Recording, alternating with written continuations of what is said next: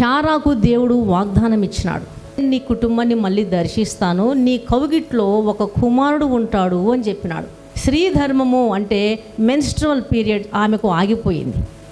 స్త్రీ ధర్మము శారాకు నిలిచిపోయింది కాబట్టి పిల్లలు పుట్టే అవకాశము సైన్స్ పరంగా ఆలోచిస్తే లేదు శారాకు.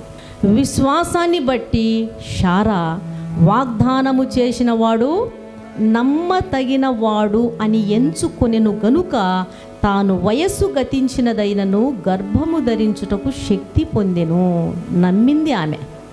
నువ్వు నమ్ముతున్నావా? దేవుడు నీకు ఇచ్చిన వాగ్దానం మీద నీకు నమ్మకం ఉందా? అప్పులు ఉన్న వాళ్ళు నమ్మాలి. నీ దగ్గర ఏముంది అంటున్నాడు దేవుడు. ఏదో విషయంలో దేవుడు ఎక్కడేదో చేసి నీకు అద్భుతం చేయడు. దేవుడికి అసాధ్యమైనది ఏదైనా ఉందా? ఏదీ లేదు. అట్లనే దేవుడు నీకున్నటువంటి తలాంతులను బట్టి దీవిస్తాడు.